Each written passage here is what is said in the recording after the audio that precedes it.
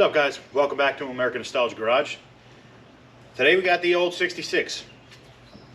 Okay, that's still hot. Don't touch any of this stuff, you know. Today the 66 is getting a nose job, and no, I don't mean like Michael Jackson.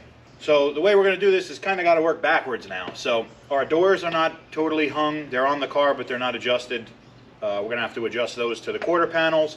Once those are adjusted, then we can hang some fenders, some headlight plastic shields, some headlight buckets, and then a grill and some headlights and a bumper and all that headlight bezel stuff. We also got to put a rear glass in this thing, which I can't do until I cut holes for boom boom speakers, because you got to have those, right? But basically, there's got to be like one or two of you guys that have been yelling at me saying, hey, you know, you said you were going to get this car done like a million years ago. And you'd be right if you were yelling and saying that. So, it's getting nice out. It's May already. And I pretty much told you I was going to get it done for fall of last year. Nope, not done. So, anyway, it's time. So let's get some work done. And let's make this thing ready for the street. Oh yeah, we're probably going to have to put some door handles on. But anyway, since you guys last saw it, I pretty much reinstalled the interior. Yeah, there's a bunch of stuff there. Reinstalled the interior. I did some dash stuff, and I don't know if anybody's been really paying attention, but it's got a front glass in it now. So that was a pain in the butt, by the way. Not so bad, but it was easier than I thought it was going to be. It was still kind of tough. Here's where I'm talking about with the doors. The door is hanging down, and it's not going to hit the striker, which is down in here. So what I've got to do is raise the back of the door up, and you do that with these adjusting screws here. There's 3 here on each hinge, lower hinge, upper hinge, and then there's another 3 in here, which you can actually tilt the door like this.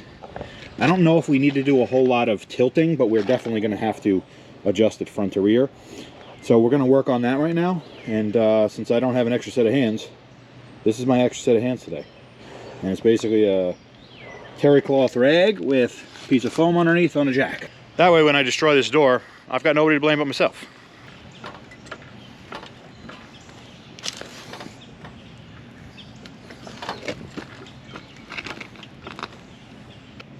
Okay, so we kind of have a little bit of a helping hand because there are some paint witness marks here.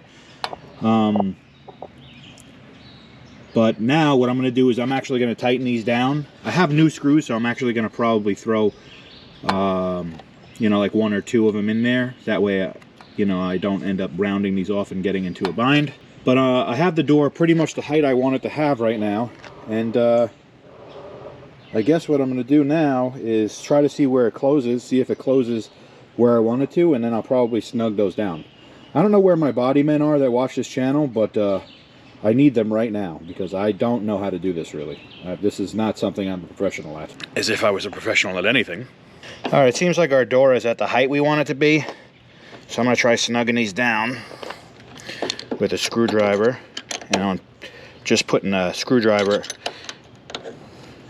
and I'm just putting a wrench on the little hex of the screwdriver to help me tighten them down so that the weight of the door doesn't sag the hinge down and then kind of put us back at square one. Alright, I let the jack down, and this is the struggle of this, is the door came down again. So I sort of think I'm going to freehand this. I think what I'm going to do is loosen everything a little bit, and then I'm going to just try to like get this hinge as far that way as I can as a starting point, just to see where we're at. Now with the door closed, mind you, I didn't make another adjustment, but I just want to show you with the door closed, the gap is pretty good. It could use some work. It's a little wide at the top, but it's really close, honestly. So we might actually have to come up in the front a little bit and swing the door up. So it's kind of going to be a headache, I think. That swing of the door that I was talking about, this adjustment, it looks like that's pretty good. It's aligned with the corner of the rocker there, and it's pretty good back there. So, all right, I enlisted the help of some friends, which are just some screwdrivers, and I actually just kind of like pried up on the bottom of the door with the rags just to make sure I didn't scratch it. And it actually closes pretty good now back there. And the gap is pretty decent. I'm happy with it, actually. However, I'm still fighting this. And I honestly don't know if that's worth the fight for me, because, I mean, you know, we're talking about me, you know. So what I'm going to do is I'm going to leave it latched back there. And then I'm going to loosen those up and maybe try to move them up while it's actually attached to the car so the door doesn't move. And I'm going to see if I can get that to come up a little bit more. If I can't, then I'm going to leave it.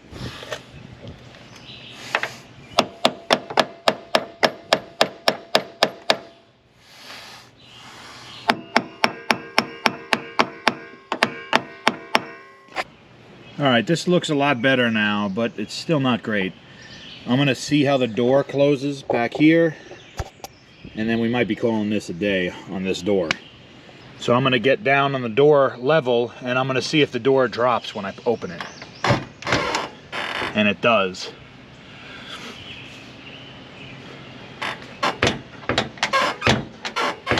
So what you're hearing right now is you're hearing the striker inside kind of ramp up and into the door latch. So it's hitting, lifting the door a little bit, and then latching it. And not for nothing, it's like perfect up here, but it's only perfect because that latch is kind of like kicking it in. So I might have to go back and adjust it just to get the back of the door up a little bit more again. So bear with me here, this is a fight. All right, I made another adjustment at the front here. Let's see if the door drops. It's probably going to. Oh yeah, it dropped a lot. But it does look better. Let's see, same thing. All right, it's minimal here. I could probably go up a little bit more. All right, let's hope the third time's a charm. I'll let the door down. Now it's super high, so that's not gonna work. It's got to come down some. All right, let's hope the 10th time's a charm. Let's let it down. Ooh, that might be it right there. That looks mint. So let's close it. Close is good. Our gap here is way better. It's not great, but it's way better. All right, that's good. Let me check the body lines. The gap back here is consistent. It's a little bit big, honestly, but I can live with that. Our body line matches up here, so that's good. Overall, it looks pretty good. Also, I gotta say, I haven't had this thing out in like the sunlight like this and really looked at the paint in a while. It's dirty right now, but this paint is really nice. That Eastwood stuff, even though I have no idea what I'm doing when it comes to paint. Laid out really nice, and it looks really good. Of course, there's a million places I need to touch up because I'm terrible at this, but it's on, and it's pretty much adjusted. I think I'm going to go ahead and put a handle on this now, and maybe I'll do the other side before we adjust it so that I don't have to play the finger in the hole game while I'm trying to adjust the other side. Also, just as a little quick tip for guys that are doing this, it seems like the thing that we were fighting just now is the fact that this is like a 2,000-year-old car at this point, and unless you put like new door bushings and stuff like that and hinges on there, and even with new stuff, you're going to have a little bit of deflection. And I think what was happening is pretty much I was fighting the adjustment, but also fighting the fact that in the hinges there's just a little bit of play. So when you let the door down, it sags just a little bit, so you're kind of having to compensate for it. All right, well, if you watch this channel, you know I like to do everything backwards. So I want to put these on so I can open the door, but the door panel's already on, and I can't. I mean, I probably could get through that if I really wanted to, but I don't want to ruin it. So now I got to take that off so I can put the handle on the back. Now I'm really wanting to paint these black, but I did just pay like almost 70 bucks for these. So I don't want to paint this set. I have an old set that I may paint black and see how they look on the car. But for now, we're going to throw these chrome ones on that are blinding me. So anyway, I got to get the inside of the door panel off and install these from the outside. When you install these, you may actually have to cut this rod, so, you know, don't cut it and match it to the old one, because these might sit differently on the door, so you want to match this one to the door itself.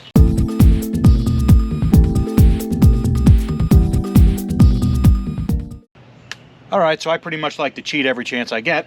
I only pulled the door panel back enough so I could squeeze my fat hand in there.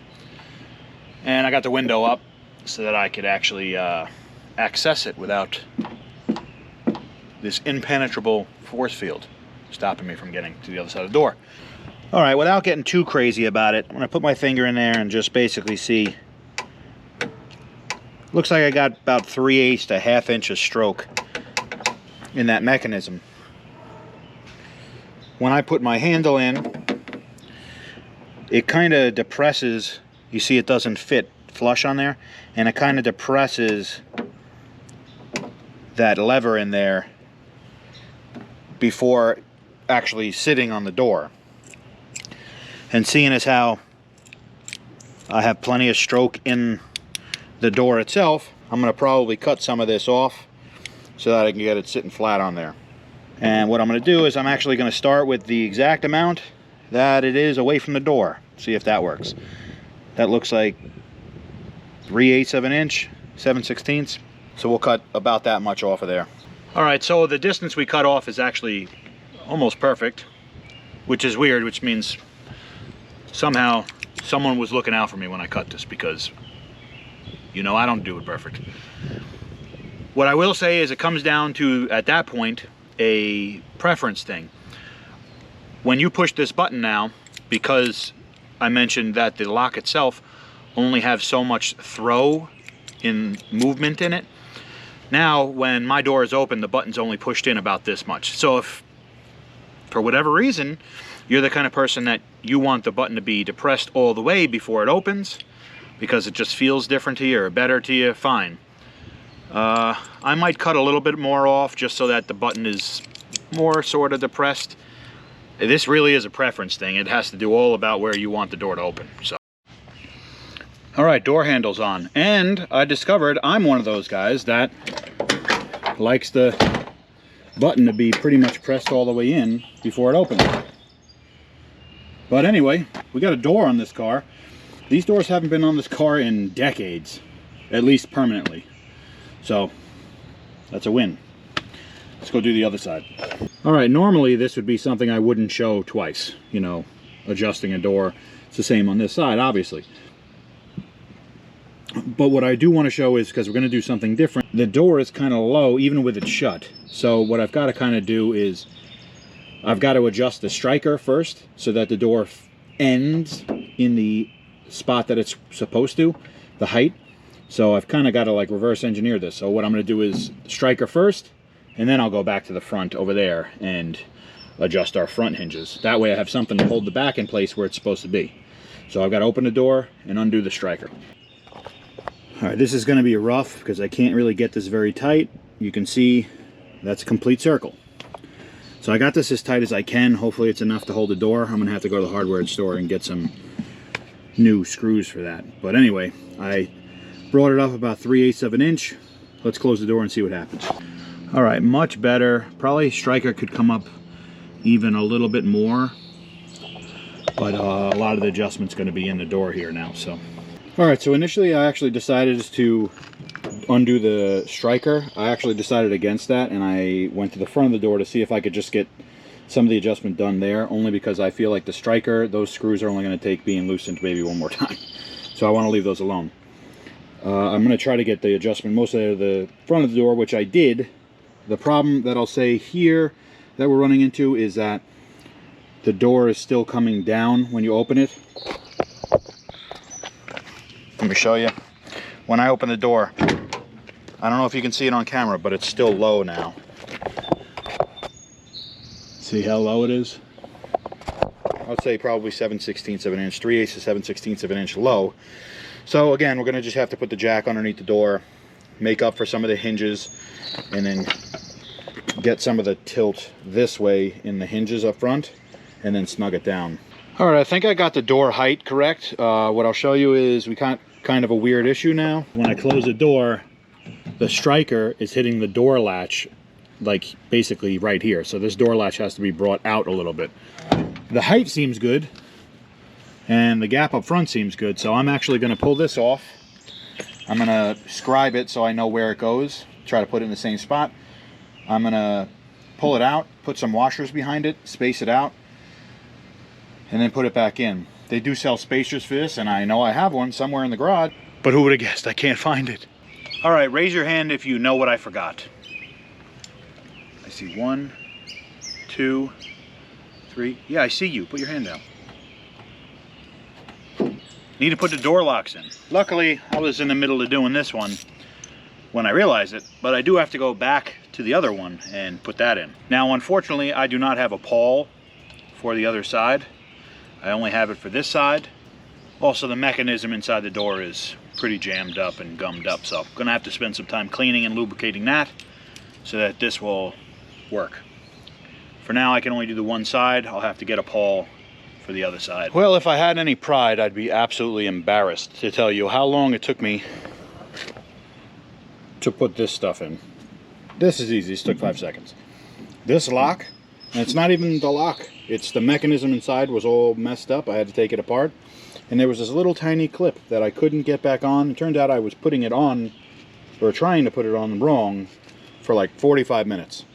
And then finally I got it, and I'm not really thrilled with the way it's on. I feel like it's going to fall off. But got a locking door that closes nice, and I guess we can start putting some fenders on now, finally. Well, I was going to put the fenders on, and I will, but I'm a little bit frustrated from that door, so I'm going to cut some stuff. I've got to make holes for our speakers here, so I'm going to start with that.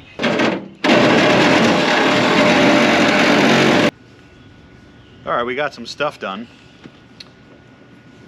Got the package tray installed. I put in some new boom booms. They actually sound pretty good. My wife was walking past here. She's doing some yard work and had to throw on some old Jodeci. You know, she gave me the look. Of course, the look was, stop looking at me and I'm annoyed, leave me alone. And a bunch of other negative things. But they sound great. So, now we got to throw some glass in here, and I got to put this sticky stuff, butyl tape, because this doesn't have a traditional weather strip like where you do it with a rope. So you throw these in, and then we're going to put some glass in it. All right, we got our butyl tape all installed. If you're paying attention, blessed union of souls. Good stuff, 90s stuff. Anyway, got our butyl tape all lined out, and I'm going to slap that window in it. And by do mean slap.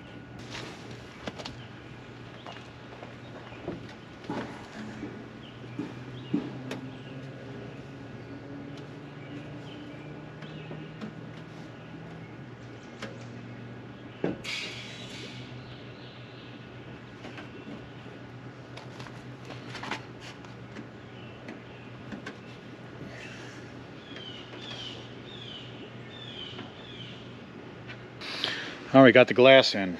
A couple of hiccups, like right there. It's still sealed, but I have to reach in and push that down a little bit. So, a couple of little tricks that I've done quite a few of these glass installs on with butyl tape. If you don't have the setting blocks, you can just cut like a rubber hose and stand it up just to get the glass where you need it. Also, if for whatever reason where you laid it on the rail, where the weather strip goes, or the butyl tape, if for whatever reason it's not where you want it to be and you need to move it, yes, this stuff is very sticky. So what I like to do is, if I need to move it, I'll wet my fingers with like a soapy water, or I'll wet like a tool, like a plastic pry tool with soapy water, and it allows you to move the butyl tape and push on it without it getting stuck to your fingers or the tool. Otherwise, if this stuff is warm and you try to move it, it's going to get stuck to your fingers. So that's a little trick. And then use some unconventional methods to get this thing stuck down.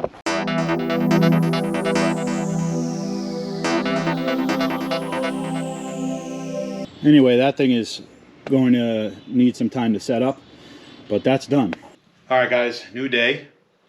Changed my shirt. We're gonna throw a face on this thing, like Nosferatu. So I've got 111 pieces. Here's 2 of them, and there's more. And I don't know how they go together.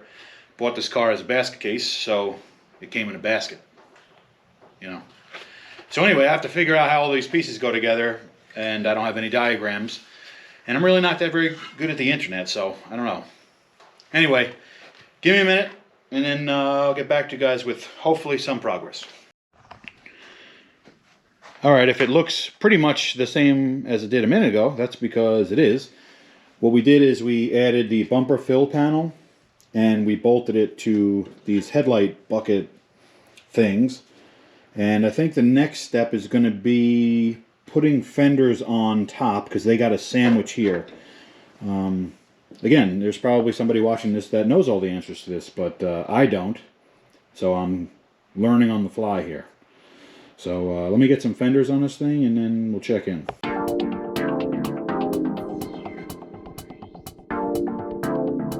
Alright, we're going to give you guys a look at what we finished up with. I'm a little disappointed, and I bet you're going to be too.